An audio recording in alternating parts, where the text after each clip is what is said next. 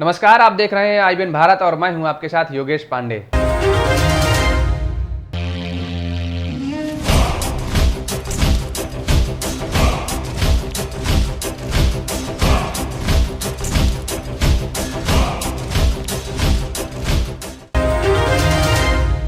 UP में Bharatiya Janata party की सरकार आई तो लोगों को लगा कि यूपी अब भ्रष्टाचार मुक्त प्रदेश बनेगा और यूपी की योगी सरकार एक नया इतिहास रचेगी, क्योंकि विपक्ष में रहते हुए भारतीय जनता पार्टी ने सत्तासीन दलों के खिलाफ सबसे ज्यादा यदि आवाज उठाई थी तो वो थी खराब कानून व्यवस्था और भ्रष्टाचार का मुद्दा।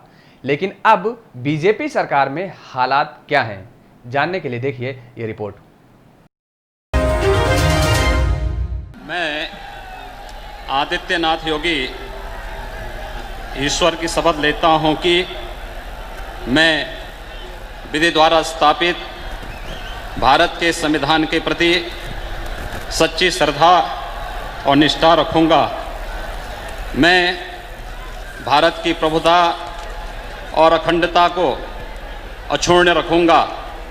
मैं उत्तर प्रदेश राज्य के मुख्यमंत्री के रूप में अपने कर्तव्यों का श्रद्धापूर्वक और शुद्ध अंतःकरण से निर्वहन करूंगा तथा मैं भय या पक्षपात, अनुराग या द्वेष के बिना सभी प्रकार के लोगों के प्रति संविधान और विधि के अनुसार न्याय करूंगा। भारतीय जनता पार्टी की सरकार बनने के बाद और योगी आदित्यनाथ के मुख्यमंत्री पद की शपथ लेते ही यह साफ हो गया था कि मुख्यमंत्री योगी आदित्यनाथ के देश के सबसे बड़े सूबे की कमान संभालने की जिम्मेदारी ऐतिहासिक होने वाली है। मुख्यमंत्री योगी आदित्यनाथ की इसी सौगंध के साथ ये भी साफ हो गया था कि उनकी ये पारी पूरे प्रदेश से भ्रष्टाचार के जड़ से खात्मे के लिए होगी। सीएम योगी ने गर्जना के साथ ऐलान किया था कि यूपी देश का उत्कृष्ट प्रदेश और भ्रष्टाचार मुक्त प्रदेश होगा। उत्तर प्रदेश आदरणीय प्रधानमंत्री जी के सपनों का प्रदेश होगा, देश का उत्कृष्ट प्रदेश होगा, भ्रष्टाचार मुक्त प्रदेश होगा, दंगों से मुक्त प्रदेश होगा, अराजकता और गुंडागिर्दी से मुक्त प्रदेश होगा और उत्तर प्रदेश में हम विकास का एक ऐसा मॉडल देंगे कि उत्तर प्रदेश के नौजवानों को पलायन नहीं करना पड़ेगा। उत्तर प्रदेश में माताओं और बहनों को अपनी सुरक्षा के लिए कहीं गुहार नहीं करना पड़ेगा। मुख्यमंत्री साहब की मंशा साफ थी यूपी को भ्रष्टाचार मुक्त बनाने की, लेकिन इन दिनों उत्तर प्रदेश में भ्रष्टाचार के मामले पर खुद उत्तर प्रदेश की योगी सरकार फंसती नजर आ रही है। साल 2018 में निकली 69,000 शिक्षकों की भर्ती कोर्ट के रास्ते होते हुए अपने मुकाम पर तो आई थी, लेकिन मजाल है कि यूपी में बिना धांधली की भर्ती पूरी हो जाती। जिस भर्ती के लिए जिले से लेकर राजधानी की सड़कों तक जंग हुई, उसी परीक्षा में जो खुलासा हुआ है वो पूरी परीक्षा और उसकी पारदर्शिता को ही कटघरे में खड़ा करती है, जिसको लेकर अब विपक्ष भी योगी सरकार को कटघरे में खड़ा करती नजर आ रही है। देखिए, योगी सरकार में ये दूसरा शिक्षक भर्ती घोटाला है। 68,500 में घोटाला किया, फिर ये 69,000 शिक्षक भर्ती में जिस तरीके से गिरोह पकड़ा गया, नकल हुई, पर्चा लीक हुआ, टॉपर पकड़े गए और उनका सबका कनेक्शन सीधे सरकार के बड़े अधिकारियों से और सरकार के बड़े मंत्रियों से है। आज देखिए, अब उन्होंने जिस कप्तान ने भ्रष्टाचार के खिलाफ FIR की थी उस कप्तान को हटा दिया गया है और उस 69,000 में OBC SC का इतने बड़े पैमाने पर नुकसान किया इस सरकार ने। आरक्षण ना दे करके अगर आरक्षण लागू होता तो मुझे लगता है कि 14 से 15,000 और OBC SC के अभ्यर्थी उसमें चयनित होते, लेकिन पूरी भर्ती ही भ्रष्टाचार के भेंट चढ़ गई। तो इस सरकार में योगी जी पारदर्शिता की बात करते हैं और उनके अधिकारी और मंत्री मिलकर के भ्रष्टाचार जितना कर सकते हैं कर रहे हैं। योगी सरकार की नस नस में भ्रष्टाचार घुस गया है। अब ये तो आपको पता ही होगा कि यूपी में बेसिक शिक्षा विभाग की जिम्मेदारी डॉक्टर सतीश द्विवेदी के कंधों पर है और वो तो अपना सौभाग्य मानते हैं कि वह इस विभाग के मंत्री हैं। वास्तव में जब से उत्तर प्रदेश में योगी सरकार आई है, तब से यह लग रहा है कि किसी भी सरकार की प्राथमिकता में शिक्षा भी होती है। और मेरा सौभाग्य है कि जब उत्तर प्रदेश में शिक्षा सर्वोच्च प्राथमिकता में है, जब इस दृष्टिकोण को लेकर चलने वाले माननीय मुख्यमंत्री के नेतृत्व में प्रदेश आगे बढ़ रहा है, उस समय मुझे बेसिक शिक्षा मंत्री के रूप में कार्य करने का अवसर मिला है। मैं इसे अपना सौभाग्य मानता हूं। और इस शिक्षक भर्ती घोटाले का खुलासा करने वाले प्रयागराज के एसएसपी सत्यार्थ अनिरुद्ध को सरकार ने उनके पद से हटाकर उन्हें प्रतीक्षारत कर दिया है, जिस पर कांग्रेस ने सवाल खड़े किए हैं और बीजेपी सरकार की कथनी और करनी में फर्क भी बताया है।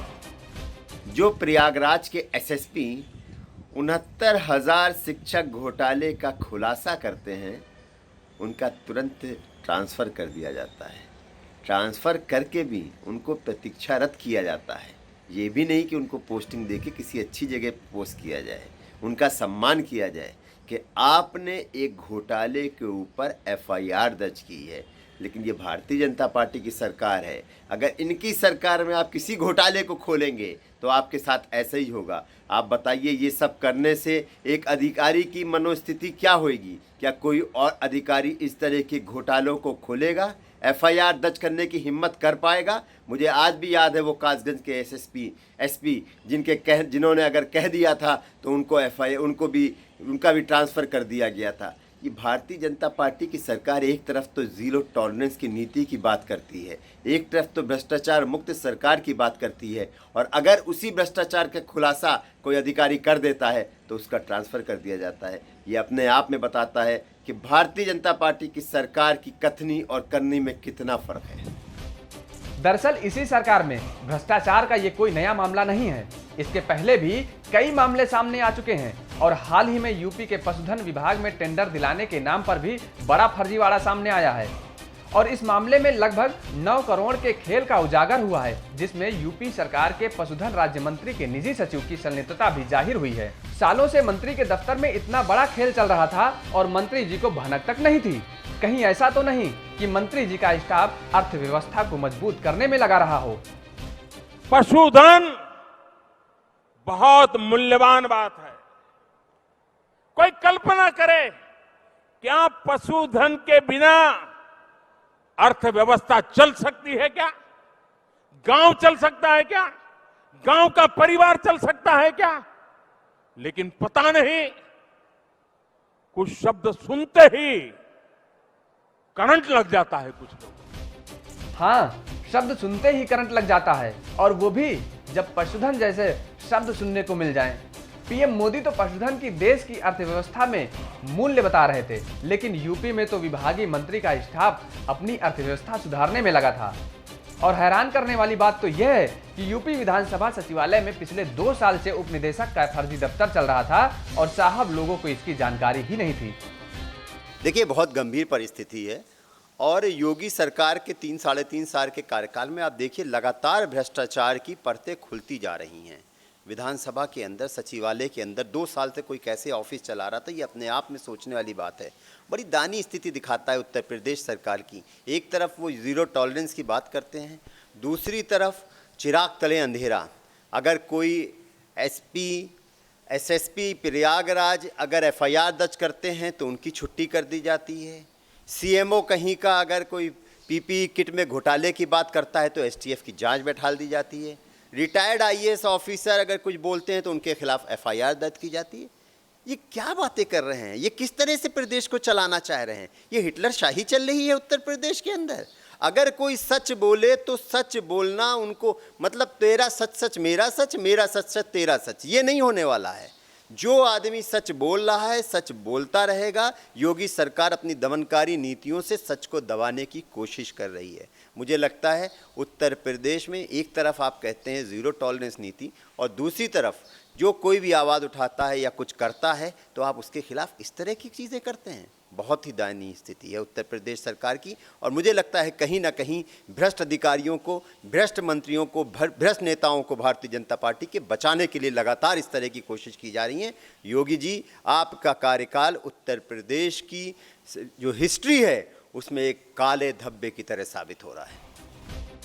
फिलहाल इस मामले की जांच चल रही है और कई आरोपियों की गिरफ्तारी भी हो चुकी है। लेकिन अब यह कहना गलत नहीं होगा कि सरकार बदली, निजाम बदला, नहीं बदले तो प्रदेश के हालात। क्योंकि जिस भ्रष्टाचार का आरोप बीजेपी पिछली सरकारों पर लगाती रही है, वो तो वर्तमान में भी बीजेपी सरकार के दौरान भी जारी है। फिर बदला तो आखिर बदला क्या? और समाजवादी पार्टी के एमएलसी सुनील सिंह साजन ने तो इस मामले को सीधे पंचम तल यानी मुख्यमंत्री योगी आदित्यनाथ के कार्यालय से जोड़ दिया।